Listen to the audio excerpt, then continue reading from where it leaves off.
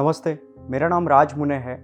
मैं प्रॉपर अकोला से हूँ और काफ़ी साल मैं नागपुर में रहा हूँ, पूना में रहा हूँ और अभी रिसेंटली मैं बैंगलोर शिफ्ट हुआ हूँ। मैं मार्केटिंग डिपार्टमेंट में काम करता हूँ, सेल्स एंड मार्केटिंग में, एडटेक कंपनीज़ में। तो मेरा मेडिटेशन से जो संबंध आया वो काफ़ी लेट आया, क्योंकि मैं पहले मार्केटिंग और सेल्स में रहने की वजह से मैं ज़्यादातर एक्सटीरियर चीज़ों पे फोकस करता था। तो ज़्यादातर किताबें पढ़ना होता था, like related with sales, marketing, personal development.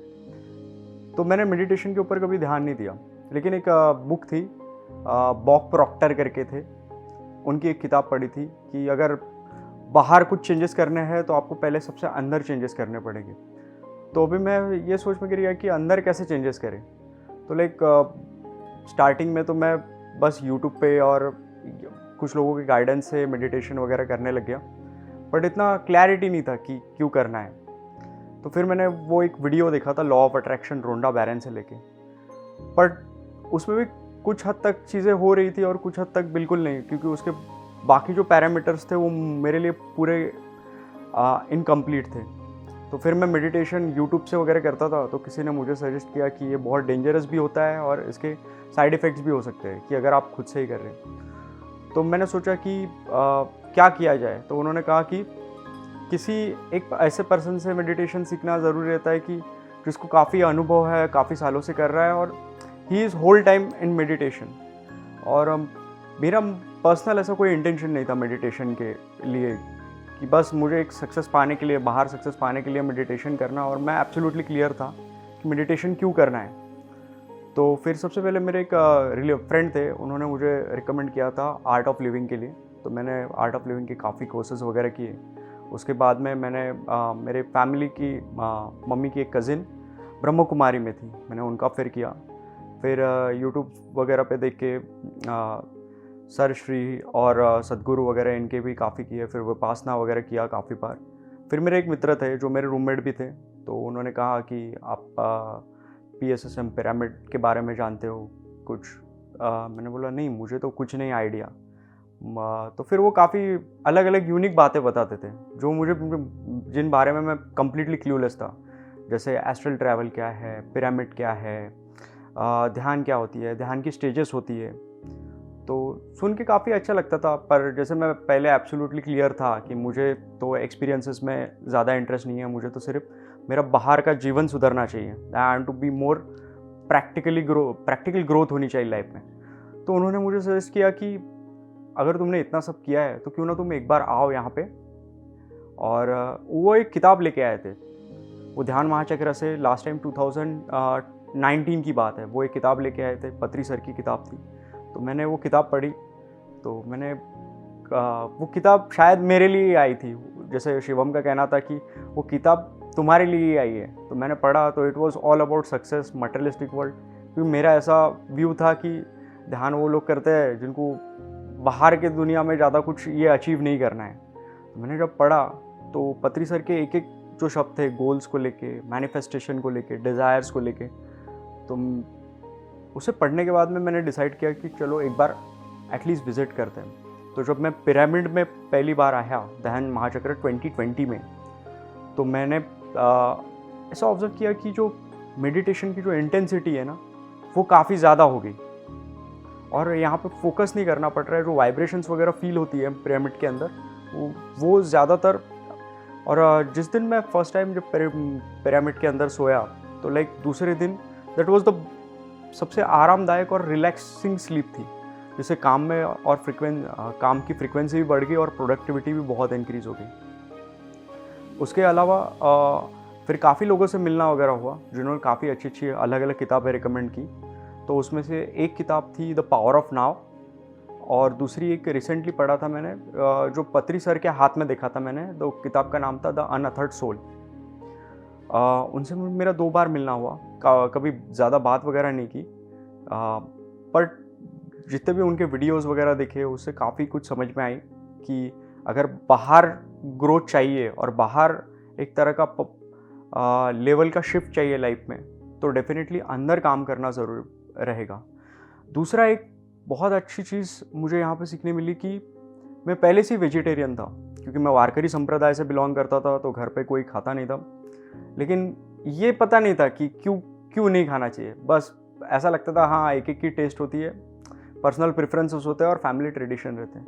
लेकिन उसका जो साइंटिफिक अप्रोच है वो यहाँ पे आके पता चला कि हमारी इंटेस्टाइन क्यों अलग बनी है, हमारे दांत क्यों कार्निवोरस जैसे नहीं है, हमारी इंटेस्टाइन इतनी शॉर्ट क्यों है, उसके बाद में डाइजेशन प्रोसेस वगैरह, जो एक एक जो साइंस है वेज खाने के बारे में, वो यहाँ पे आके मुझे समझा। तो डेफिनेटली मैं सबको तो यही सजेस्ट करूँगा कि क्या होता है कि हम बाहर तो कोशिश बहुत करते हैं, लेकिन एक लेवल होता है कि हम डिमोटिवेट हो जाते हैं और बाद में ऐसा होने लगता है कि वी नीड अ कंपनी, हमें आजू बाजू लोग चाहिए जो हमारे साथ जर्नी में रहे, जो हमको हमारे अप्स में और डाउन्स में सपोर्ट भी करे। तो जब अगर आप यहाँ पे आएंगे तो आपको तरह तरह के लोग मिलेंगे, वेरियस ऑर्गेनाइजेशन से मिलेंगे, कोई हीलर रहेगा, कोई प्रैक्टिशनर रहेगा, कोई पिरामिड मास्टर रहेगा। सो उनका एक अलग परसेप्शन रहेगा और वो परसेप्शन आपको हेल्प करेगा, गाइड करेगा। आप जो चीज़ ढूंढ रहे हो या फिर जो आपको डिफ़िकल्टीज़ है, और काफ़ी इंटरेस्टिंग भी रहेगा। ऐसा हमेशा की तरह नहीं रहेगा कि आप ध्यान करते करते बोर हो गए। तो there will be lot of people जिनके साथ आप इंटरैक्ट कर सकते हैं, आप शेयरिंग कर सकते हैं, और आपकी जो जर्नी है वो मज़ेदार भी रहेगी और आसान भी रहेगी। मैंने काफ़ी अलग अलग तरह के ध्यान किए, तो मैं क्रिया भी करता था, क्षमय मुद्रा भी करता था, और उसके अलावा बाकी मेडिटेशंस भी करता था। बट प्रॉब्लम ये होती थी ना कि जब मैं बाकी मेडिटेशंस करता था ना, तो सबके एक्सपीरियंसेस है ना अलग अलग होते थे।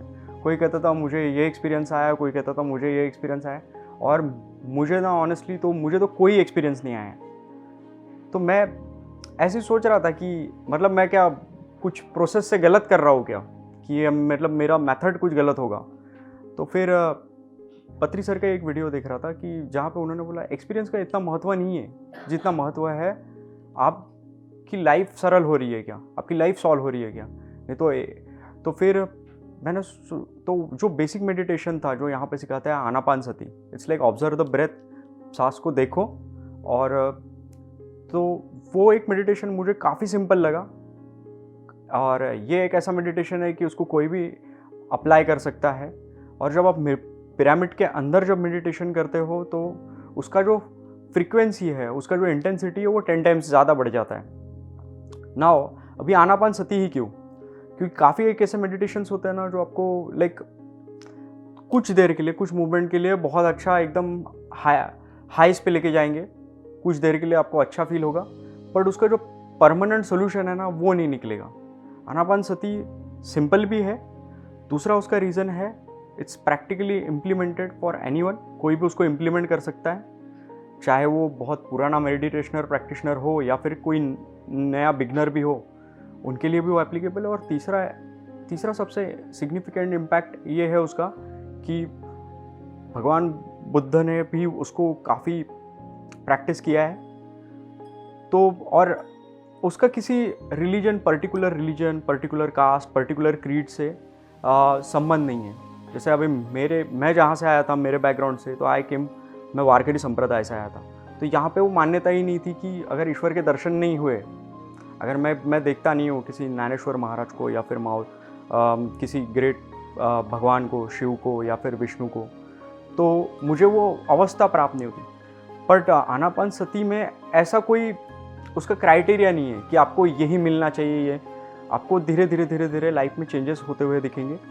और ये मैंने पर्सनली एक्सपीरियंस किया है कि जब आप आधा घंटा से 1 घंटा पिरामिड के अंदर मेडिटेशन करते हो, आपके लाइफ में ऑटोमेटिक वो ग्रोथ, वो ट्रांसफॉर्मेशन दिखने लगता है। अगर आप किताबें पढ़ते हो तो उसका आपका रीडिंग, कॉन्सेंट्रेशन, इन सब चीज़ों में आपकी काफ़ी हेल्प होती है।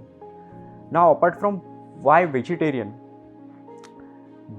का एक ऐसा होता है कि जब नॉनवेज खाते हैं लोग, तो होता ये है कि उसके डाइजेशन प्रोसेस में काफ़ी समय लगता है, बिकॉज जो कार्निवोरस एनिमल होते हैं जो 48 to 72 आवर्स तक वो रेस्ट करते हैं। ह्यूमन बींग्स का ऐसा नहीं है, उनका लीवर, उनका ऑर्गेनिक स्ट्रक्चर काफ़ी अलग है। दूसरा एक होता है कि अगर आप डिफरेंस देखेंगे हार्बीवोरस और कार्निवोरस एनिमल्स में, एक होता है पानी पीने का तरीका। हाँ, जितने भी कार्निवोरस एनिमल होते हैं वो, जैसे शेर हो गई, चीता हो गया, भेड़िए हो गए, ये अपने ज़बान से पानी पीते हैं। और इंसान जो है वो होठों को लगा के पानी पीते हैं।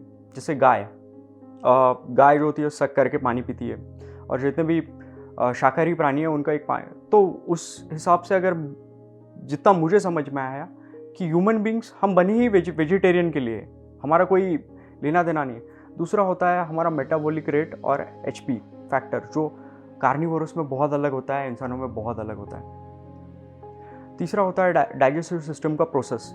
जो हमारा डाइजेस्टिव सिस्टम का प्रोसेस है, हमारी इंटेस्टाइन अगर देखेंगी तो वो काफ़ी लेंदी है, और जब हम फूड लेते हो तो उसको कंज्यूम करने को काफ़ी टाइम लगता है। पर कार्निवोरस में ऐसा होता नहीं है। जितने भी रेप्टाइल्स होते हैं, जो स्पीसीज़ होते हैं, उनका इंटेस्टाइन काफ़ी शॉर्ट होता है, वो ऑटोमेटिकली डाइजेस्ट कर लेता है, और बॉडी बनी ही उसके वजह से होती है। लेकिन जब हम नॉनवेज खाना स्टार्ट करते हैं तो उसके साइड इफ़ेक्ट्स तो होते हैं डिसीज़ के रूप में। तो ज़्यादातर ये अभी यहीं पे मैं कहते हुए पढ़ रहा था कि ज़्यादातर पाइल्स की और थायराइड की जो डिसीज़ है उसके लिए काफ़ी हद तक नॉनवेज भी ज़िम्मेदार है उसका।